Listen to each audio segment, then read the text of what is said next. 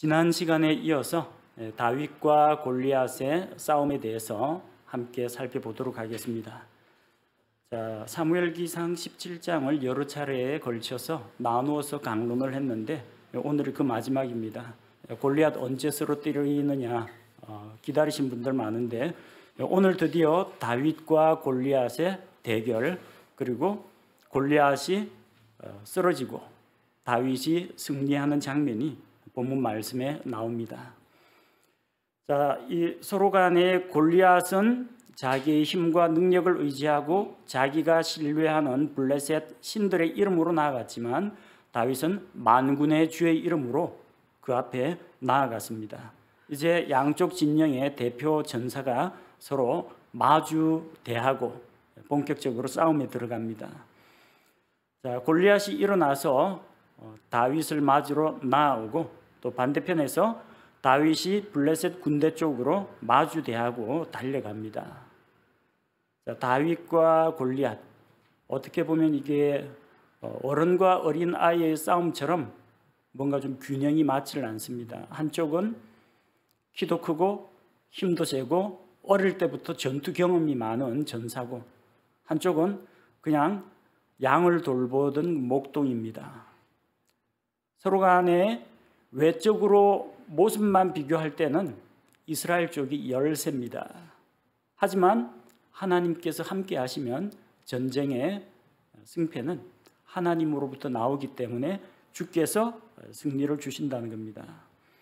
자, 다윗이 골리앗과 마주대하여 나아가면서 49절에 보니까 손을 자루에 넣어, 목자의 자루에 넣어서 거기서 돌을 꺼내 무림매로 그것을 던져서 블레셋 사람의 이마를 칩니다. 돌을 날려보낸 거죠. 자, 그리고 그 돌이 그의 이마에 박혀 그가 얼굴을 땅에 대고 쓰러졌다고 했습니다. 다윗의 무기는 목자의 도구 무림매였습니다. 원거리 투척 무기입니다. 가까이 가서 칼과 창으로 하면은 상대가 안 돼요. 근접전으로는 골리앗을 이길 수가 없습니다. 왜냐하면 다윗은 키가 작기 때문에 칼이나 창을 아무리 휘둘러봤자 골리앗의 심장이나 목을 노릴 수가 없기 때문입니다.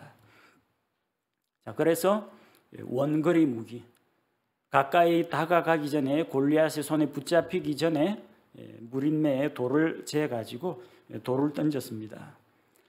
다윗이 던진 돌이 골리앗의 이마에 박혀서 골리앗은 땅에 쓰러졌습니다. 그 돌은 어떤 돌입니까? 다윗이 시냇가에서 매끄러운 돌 5개를 골라서 40절에 나오죠. 매끄러운 돌입니다. 저 상류 쪽에 가면은 돌이 거칠고 투박하고 좀 큰 돌들이 많아요. 근데 이게 점점 아래쪽으로 내려올수록 돌이 굴러서 흘러내려오거나 아니면 물살을 타고 점점 아래쪽으로 내려오면서 깎이고 다듬어집니다. 그러면서 매끌매끌한 돌이 되는 겁니다. 우리 생각에는 좀 울퉁불퉁하고 뾰족한 돌을 탁 던지면은 그 찔리면 많이 아프겠다고 생각하는데, 그 뾰족한 돌에 맞으면 아프기는 아픈데 타격은 크지 않습니다. 왜냐하면 그 뾰족한 쪽에 충격이 가해지면은 힘이 전부 다 분산돼 버려 가지고 타격이 그리 심하진 않습니다. 그냥 피부에 상처를 내는 정도에 그치고 맙니다. 근데 다윗이 던진 돌은 매끄러운 돌입니다. 매끈매끈한 돌입니다. 그래서 던지면은 머리에 큰 충격을 줍니다. 얼마나 큰 충격이었느냐? 돌이 이마에 박혔습니다. 사람 뼈 가운데에서 가장 단단한 부위가 이게 두개골이라고 합니다. 그럴 수밖에 없죠. 사람의 뇌를 보호하는, 중추신경계를 보호하는 뼈이기 때문에 이게 참 외부의 충격으로부터 머리를 보호할 수 있을 정도로 단단합니다. 그런데 이마가 함몰되어 가지고 돌이 박힐 정도면은 얼마나 큰 충격을 주었겠어요. 그냥 울퉁불퉁한 돌이라면 이마에 빗맞고 튕겨났을 겁니다. 동글동글하고 매끌매끌한 돌이기 때문에 이거는 머리에 박히자 그대로 그 충격이 머리에 전달돼 가지고 두개골이 함몰되면서 돌이 이마에 박혔습니다. 다윗이 던진 돌과 같이 우리 그리스도인들도 매끄러운 돌처럼 연단을 받고 성품의 훈련을 받아야 됩니다. 모난 성품, 과격한 성품, 욱하는 이런 성품은 다른 사람과 싸워가지고 다른 사람을 격노케 하고 혹시 다른 사람을 상대에서 이길 수는 있을지 몰라도 그 사람을 진정으로 감화시키고 변화시킬 수는 없습니다. 다듬어진 매끄러운 돌이 골리앗의 이마에 박히는 것처럼 그리스도인의 연단받고 온유하고 변화받은 성품, 하나님을 닮은 그 성품을 우리가 보유할 때 우리가 더 큰 힘을 발휘할 수가 있다는 겁니다. 다윗은 시냇가에 있는 그 돌, 그것을 자기의 공격 무기로 삼았습니다. 그 돌이 저절로 날아가서 골리앗의 이마에 박히지는 않습니다. 그 돌을 날리는 데는 다윗의 무린매가 필요했습니다. 그리고 그 다윗이 사용하는 그 무린매에 힘을 실어주고 승리를 주신 분은 하나님이시라는 겁니다. 돌의 위력이 있는 것이 아니라 돌을 던지는 사람이 있어야 하고 그 사람을 사용하시는 하나님이 계셔야 한다는 겁니다. 시설이 있습니다. 장비가 있습니다. 교회 재정이 있습니다. 그거 가지고 교회가 성장하는 거 아닙니다. 그런 시설과 장비와 인력을 하나님 앞에서 내어놓고 또 사용하고 준비하는 사람이 있어야 하고 그런 사람들의 헌신과 섬김을 통해서 일하시는 하나님이 함께 계셔야만 승리할 수 있다는 겁니다. 다윗은 자기가 할 줄 아는 걸 했습니다. 무린매로 돌 던지는 걸 했습니다. 흔히 우리가 이전에 개역 성경 때문에 물맷돌, 물맷돌이라고 하는데 이건 잘못된 번역입니다. 국어사전에 물매라고 찾아보면요, 나무에 매달린 과일을 따기 위해서 던지는 짤막한 몽둥이를 물매라고 합니다. 매 아시죠? 매. 물매예요. 근데 이거는 나무 토막을 던지는 것이 아니라 가죽끈이나 가죽끈에 줄을 달아가지고 거기에 돌을 재가지고 윙 돌리다가 그 돌을 풀어서 날리는 겁니다. 가죽끈 사이에 돌을 넣고 돌리다가 한쪽 끈을 놓는데 이게 참 중요한 게 어느 시점 어느 각도에서 얼마만큼 돌리다가 놓느냐에 따라서 돌이 날아가는 방향 그리고 돌이 날아가면서 목표물에 주는 타격량이 각기 다르다는 겁니다. 가죽끈에 돌을 재가지고 돌리면요, 돌의 자체 질량, 그 다음에 이렇게 돌리면요, 돌은 바깥으로 빠져나가려고 하는 중심에서 멀어지고자 하는 성질이 있습니다. 원심력이라고 하죠. 그 원심력, 거기에 이제 가속도가 더해져 가지고 딱 던지면은 강력한 공격 무기가 될 수 있다는 겁니다. 상당히 과학적인 원리입니다. 실제로 과학자들이 조사한 바에 의하면은 이 무린매라는 이 도구의 위력이 어느 정도냐? 계란 정도 되는 크기의 돌을 무린매에 돌려가지고 던질 경우에 400m까지 날아간다고 합니다. 400m 조금 지나가면 돌의 위력이 아마 떨어질 겁니다. 속도가 떨어질 거니까.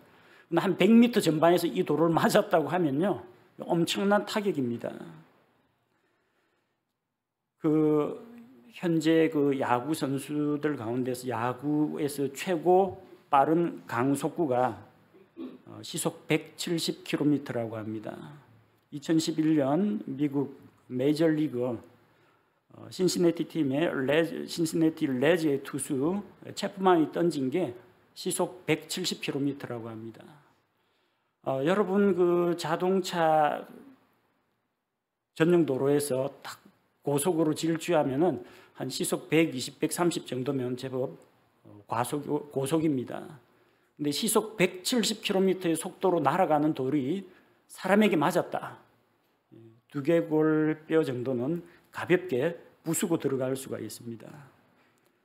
이 무림매는 목자가 맹수와 또 도적과 싸우는 도구인 동시에 전쟁터에서는 진짜 살상 무기로 사용됩니다. 활과 마찬가지입니다. 우리 지난번에 사사기 강의 때 본 적이 있죠. 사사기 20장 16절에 보면은 이스라엘 지파들이 베냐민 지파를 징계하기 위해서 전쟁을 벌였는데 베냐민 지파에서 오히려 무장을 하고 맞서 싸우러 나왔습니다. 이 베냐민 지파에서 특이한 게 무림매 부대가 있다는 거예요. 사사기 20장 16절에 나오죠. 이 온 백성 가운데에는 선정된 왼손잡이 700명이 있었는데 그들은 각각 무림매로 돌을 던져 머리털만큼도 빗나가지 아니하게 하는 자들이더라. 머리카락이 얼마나 가느다랗습니까? 목표물에서 머리카락 하나만큼도 비켜나가지 않고 정확하게 맞춘다는 거예요. 이 공격 무기는 이스라엘 왕조 시대에도 여전히 사용됩니다. 역대기하 26장 14절에 보면은 우시야 왕이 우시야가 그 온 군대에서 두루 그들을 위해 방패와 창과 투구와 갑옷과 활과 돌을 던지는 무림매들을 예비하였고, 그러니까 이게 무림매라는 게 그냥 어린아이들 장난감이 아니라는 이야기예요. 정식으로 이스라엘 군대의 공격 무기로 활용되었다는 겁니다. 다른 것보다 비용이 별로 안 들죠. 돌이야 주변에서 얼마든지 구할 수 있을 테고, 문제는 이제 얼마나 정확하게, 얼마나 강력하게 날릴 수 있느냐.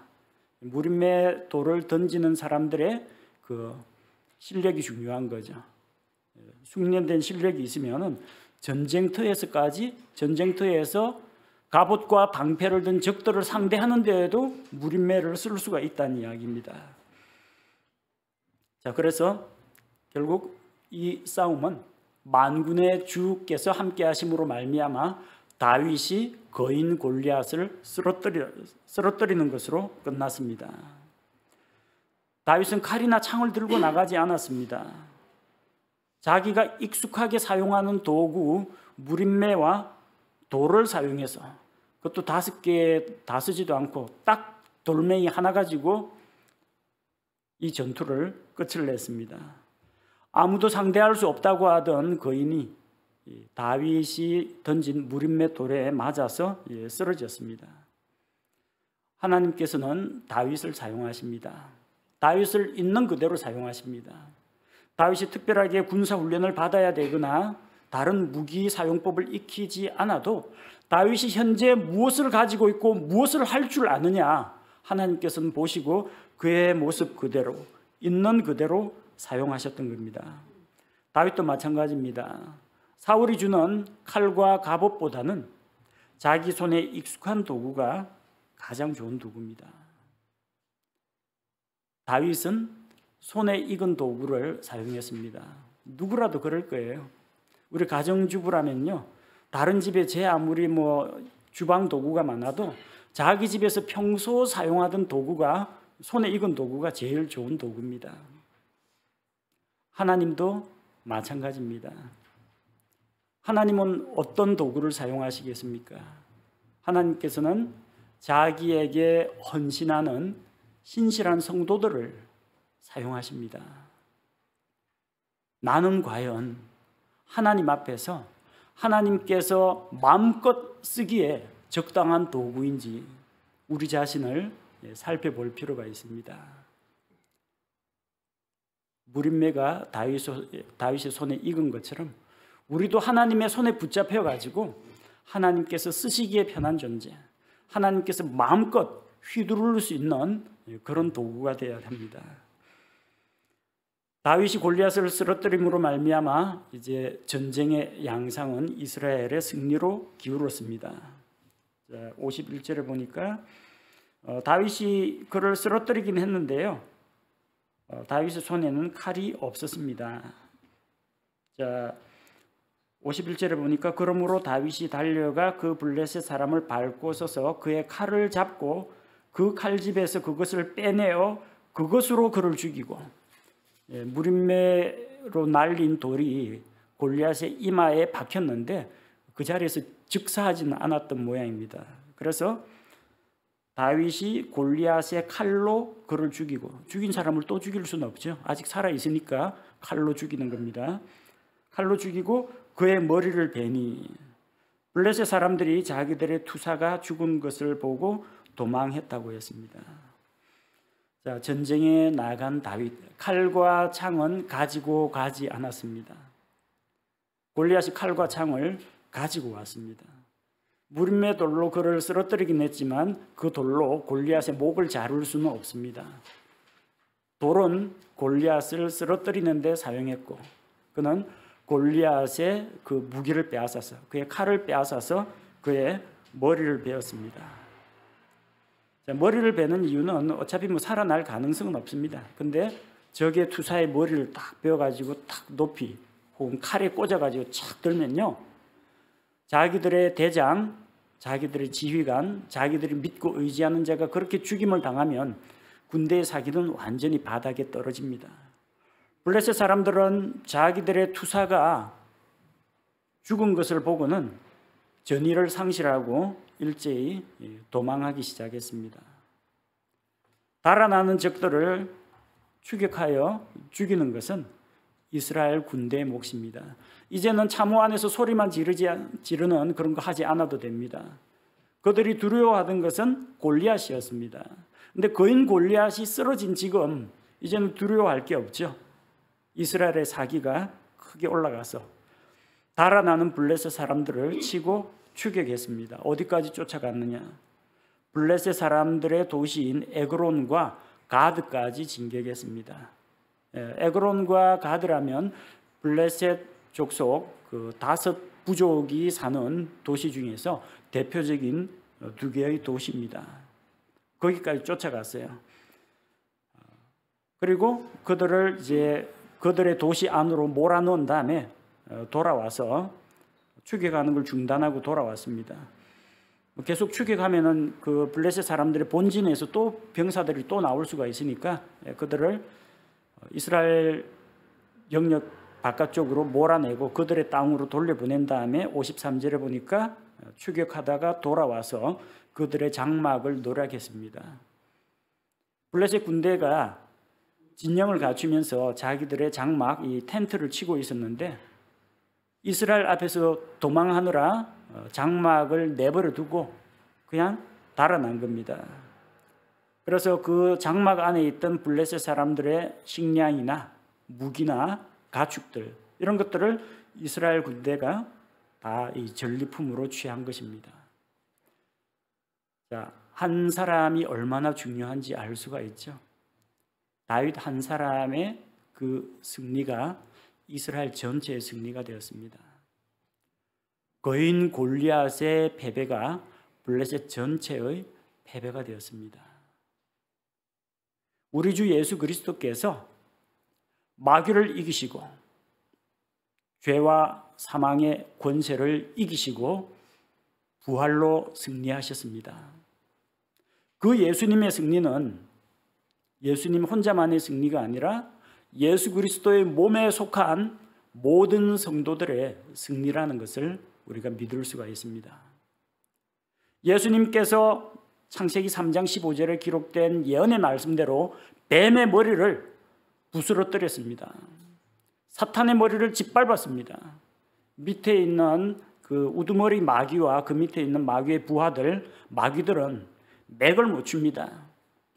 마귀가 패배했어요. 그 밑에 마귀의 졸개들도 다 패배한 겁니다. 그래서 군대에서 전쟁에서 대장전이 그래서 중요한 겁니다. 적장의 목을 벤 겁니다. 다윗의 그 승리, 그것이 이스라엘의 승리인 것처럼 우리 주님의 승리가 우리 모든 성도들이 함께 누릴 그 영광스러운 승리라는 것을 우리가 믿습니다. 자, 이제 죽이고 노략하고 다윗도 전리품을 취하게 됩니다. 자, 54절에 보니까 다윗은 그 블레셋 사람의 머리를 취해 예루살렘으로 가져갔으나 그의 병기는 자기 장막에 두었다고 했습니다. 자, 다윗이 골리앗의 머리를 가지고 예루살렘으로 가지고 갔다. 여기에 대해서 조금 의문을 제기하는 분들이 종종 있습니다. 예루살렘은 우리가 알기로 사무엘기하 5장에 보면은 다윗 때 완전히 여부스 사람들로부터 빼앗습니다. 그때 빼앗는데 어떻게 다윗이 골리앗의 머리를 예루살렘으로 가지고 갈 수가 있느냐? 근데 그 당시에는 예루살렘이 여부스 사람들이 독점하던 그 영토가 아니라 원래 여호수아 때에 베냐민 지파의 영토로 제비뽑기에 당첨된 지역입니다. 원래 베냐민 영토였어요. 그리고 이 이스라엘 자손이 그 여부스 사람들, 예루살렘에 있던 여부스 사람들을 완전히 쫓아내지 못했기 때문에 그냥 같이 함께 어울려 살았습니다. 완전히 다 쫓아내지를 못했기 때문에.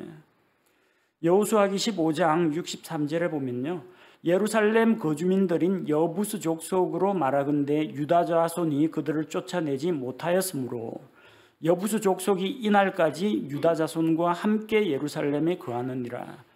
여호수아 당시 이야기입니다. 이 여호수아 말씀이 기록될 그 당시에는 여부스 족속하고 유다 자손이 함께 예루살렘에 공존하고 있었다는 겁니다. 여부스 사람들이 아무도 못 들어오게 예루살렘 성문 딱 굳게 잠그고 한 것은 그 이후의 일입니다. 아마 이 사무엘기 요 당시에도 예루살렘에 사울이 있었고 다윗이 골리앗의 머리를 베어가지고 예루살렘으로 가서 사울 앞에 보여준 것으로 볼 때 예루살렘에 이스라엘 사람들, 유다 사람이나 베냐민 사람들이 자유롭게 출입할 수 있는 그런 관계였다는 것을 우리가 알 수가 있습니다. 또 여호수아 18장 28절에 보니까요, 셀라와 엘렙과 여부스, 즉 예루살렘과, 예루살렘의 옛날 이름이 여부스입니다. 왜? 여부스 족속들이 살았으니까. 즉 예루살렘과 기브앗과 기레아시니 곧 14도시와 그것들의 마을들이더라. 이것이 베냐민 자손이 그들의 가족대로 얻은 상속 재산이니라.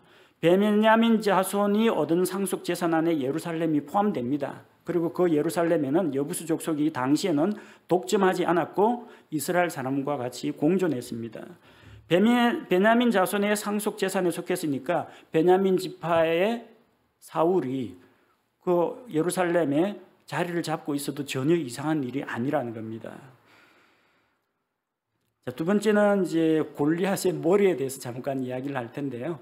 요즘 유튜브 동영상이나 아니면은 뭐 신기한 거 좋아하는 사람들이 막 사진들을 올리는 거 보면요, 일반인들보다 엄청나게 신체가 큰 거대한 거인의 그 유골을 두고 골리앗의 시체가 발견되었다고 주장하는 사람들이 있습니다. 거대한 두개골이 엄청나요. 그리고 그 신장이 한 뭐 4, 5m 정도는 돼 보입니다. 그리고 갈비뼈하고 다리뼈하고 쭉 다 붙어 있어요. 근데 우리는 성경을 읽기 때문에 그게 골리앗이 아니라는 걸 잘 알고 있습니다. 왜요? 다윗이 골리앗의 목을 잘라가지고 예루살렘으로 가지고 갔잖아요. 그럼 시체가 발견되면 목 없는 시체가 발견돼야 되는데 커다란 두개골에다가 이거 뭐 팔, 다리, 갈비뼈 다 있는 그런 유골이면 그 골리앗이 아닙니다. 뭐 거인이 존재했었다, 그렇게 이야기할 수는 있는데 이게 골리앗이다 이야기하면은 우리는 믿을 수가 없다는 겁니다. 우리는 성경을 믿습니다. 자, 그리고 다윗은 원래 전쟁이 끝나면요, 전리품을 챙기는데 자기가 죽인 대적의 그 옷을 벗겨가지고 자기 전리품으로 자랑합니다. 무기도 빼앗고 옷도 빼앗습니다. 그래서 전쟁 끝나고 나서 나중에 보면은 길보아산에서 사울의 군대가 이제 전멸을 했을 때도 약탈하는 사람들, 블레셋 사람들이 와서 이스라엘 군사들을 벗기로 왔다고 했는데 그게 뭐냐면요, 갑옷을 빼앗아 가는 겁니다. 그게 자랑거리예요. 내가 죽이고 빼앗았다. 또 당시에는 이 장수들이 가지고 있는 칼이라든지 방패라든지 어떤 갑옷이라든지 이런 것들은 또 귀중한 보물처럼 여겨졌습니다. 기념으로 삼기도 하고 무기 같은 것들을 재가공해 가지고 사용하기도 했기 때문에 이 노량물을 챙길 때 그들이 가지고 있는 어떤 뭐 돈이라든지 양식 말고도 그들이 가진 무기 그리고 갑옷 이런 것들을 노략물로 취합니다. 자, 그런데 오늘 본문 말씀을 보니까요. 다윗이 블레셋 사람의 머리를 취해서 예루살렘으로 가져갔지만 그의 병기는 자기 장막에 두니라. 그의 병기는 자기 장막에 두니라 때문에 이 부분에 대해서 이의를 제기하는 사람들이 있어요. 왜냐하면 나중에 다윗이 사울에게 쫓길 때 맨몸으로 쫓기잖아요. 급히 나오느라고 무기를 가지고 오지 못했잖아요. 그래서 아히멜렉 제사장에게로 피난을 갑니다. 거기서 빵도 얻어먹고 혹시 여기 뭐 무기가 될 만한 게 없냐고 하니까 저 성소에 골리앗이 칼이 보관되어 있다고 하니까 그걸 나에게 주십시오 해서 골리앗의 칼을 가지고 다윗이 사울을 피해서 길을 떠납니다. 골리앗의 병기는 성소에 보관되어 있었는데 다윗이 골리앗의 병기를 자기 장막으로 가지고 갔다라고 하니까 이게 일치하지 않는다는 이야기입니다. 다른 번역을 보니까 바른 번역, 새 번역, 공동 번역, 쉬운 성경, 우리말 성경, 현대어 성경, 가톨릭 역본에서는 이것을 병기라고 하지 않고 무기들이라고 번역을 했습니다. 근데 본문에 나오는 이 병기에 해당되는 영어 단어는 armor라고 되어 있습니다. armor라는 것은 갑옷이라는 뜻입니다. 물론 상황에 따라서는 병기라고 번역될 때도 있습니다. 그러나 본문에서는 사무엘기상 17장 우리가 그 38절과 39절에서 38절에 사울이 다윗에게 자기 갑옷으로 무장시켰다고 했죠. 여기 아모라고 나오네요. 아모를 갑옷이라고 했습니다. 그 갑옷이라는 번역이 맞아요. 로마서 13장 12절에서도 아모라는 단어를 갑옷으로 번역을 했습니다. 그래서 골리앗에게서 병기를 빼앗아 가지고 자기 장막에 두었다라고 하면 골리앗의 칼이 성소에 있는 거하고 모순이 돼버립니다. 그래서 칼은 성소에, 머리는 예루살렘에, 갑옷은 자기 장막에 이래야 맞다는 겁니다. 자, 그래서 혹시나 병기라고 해서 골리앗의 병기를 다윗이 자기 장막에 갖다 두었습니까? 성소에 갖다 두었습니까? 그렇게 혼동을 일으켜가지고 질문하는 분이 있다면요. 다윗이 칼은 성소에 보관하고 갑옷은 자기 장막에 갖다 두었다. 그렇게 하면은 올바르게 이해한 것입니다. 자, 그리고 이제 다윗이 사울에게서 허락을 받고 전쟁을 나갔는데 이제 사울에게로 다시 돌아옵니다. 사울은 그 광경을 지켜보았습니다. 다윗이 만군의 주의 이름으로 나아가노라 하면서 이 무림매로 골리앗을 쓰러뜨리는 것을 지켜보았습니다. 하나님이 함께 하심으로 주께서 너와 함께 계시기를 원하노라 했는데 무림매로 골리앗을 쓰러뜨리는 걸 보고 저 소년이 네 집 아들인지를 궁금하게 생각했습니다. 누군지는 알죠. 와가지고 제가 가서 골리앗을 상대하겠습니다. 그렇게 이야기했기 때문에 이미 얼굴도 알고 있고 자기가 보냈기 때문에 압니다. 근데 몰라서 묻는 게 아니라 누구의 아들인지 그것을 물어본 겁니다. 어느 가문의 누구의 아들인지. 근데 마치 이걸 보면 사울이 다윗을 몰라보는 것처럼 비춰져 있습니다. 왜냐하면 사무엘기상 16장 19절에서 23절에 보니까 사울은 신하의 추천으로 다윗을 데려왔습니다. 그리고 하프를 연주하게 했습니다. 그래서 악한 영이 사울을 괴롭힐 때 악한 영이 사울에게서 떠났거든요. 그러니까 다윗과 사울은 이번 전쟁에서 처음 만난 게 아니라 이전에 한번 왕궁에서 만난 적이 있다는 이야기입니다. 사울은 다윗이 아니라 다윗이 누구의 아들인지 궁금해했던 겁니다. 다윗은 사울에게 갔다가 다시 집으로 돌아왔습니다. 왕궁에 있었던 기간이 아마 그렇게 길지는 않았던 모양입니다. 다시 집으로 돌아오고 사울은 전쟁터로 나갔는데 만약에 서로 떨어져 있는 기간이 오래되었다면 왕이 자기에게 왔던 그 악기 다루는 악사 그 사람을 잘 기억하지 못할 수도 있다는 겁니다. 혹은 사울이 악한 영의 영향을 받으면서 이 정신이 조금 이상해져서 기억력이 흐려져서 한번 들은 것 같은데 네 집 아들인지는 아마 잊어버렸을 수도 있다는 겁니다. 그래서 아브넬의 인도를 받아서 다윗은 사울에게로 옵니다. 골리앗의 머리를 손에 들고 예루살렘으로 찾아옵니다. 사울이 예루살렘에 있었다는 이야기죠. 그리고 그 앞에서 다윗이 이야기합니다. 너는 누구의 아들이냐? 다윗이 대답합니다. 나는 당신의 종 베들레헴 사람 이새의 아들입니다. 그래서 다윗의 그 용맹함과 또 하나님을 의지하는 그런 신실한 모습, 또 한편으로는 악기를 다루는 그런 기회, 이런 것들을 보고 사울이 다윗을 총애하여 자기 곁에 두게 됩니다. 그리고 사울의 아들 요나단도 다윗과 마음이 통해서 둘이 서로 친구가 됩니다. 하나님을 대적하는 블레셋 사람들, 그리고 주의 군대를 모욕하던 골리앗은 이렇게 전쟁터에서 쓰러졌습니다. 다윗은 만군의 주의 이름을 의지하고 나아갔습니다. 보잘것없는 목자의 도구인 무린매가 그 거인을 쓰러뜨리는 데 사용되었습니다. 우리는 하나님 앞에 우리가 가진 것을 부끄러워하지 말고 내어놓아야 합니다. 내가 가지고 있는 재능이 무엇인지, 내가 가지고 있는 성품이 어떠한 방식으로 하나님 앞에서 사용될 수 있을 것인지, 우리 자신을 의지하지 말고 우리가 가진 것을 하나님 앞에 드릴 때 하나님께서는 기꺼이 그것을 사용하십니다. 내가 반드시 어떠한 방식으로 훈련을 받고 무장을 받아서 더 귀하게 사용될 수도 있지만 내 모습 이대로 받으시고 지금 있는 나의 모습 그대로도 이 상황에서 내가 가진 이것으로 주님 제가 무엇을 할 수 있겠습니까? 그렇게 하나님 앞에 구할 때 하나님께서는 작은 것을 사용해서 얼마든지 큰 일을 하실 수가 있다는 것을 우리가 믿어야 합니다. 하나님의 말씀을 믿지 않는 사람들은 이 다윗과 골리앗 이야기를 무슨 영화 속 이야기나 어린이 동화 정도로 생각합니다. 동화가 아니라 실화입니다. 하나님께서 영감을 통해서 우리에게 주신 말씀입니다.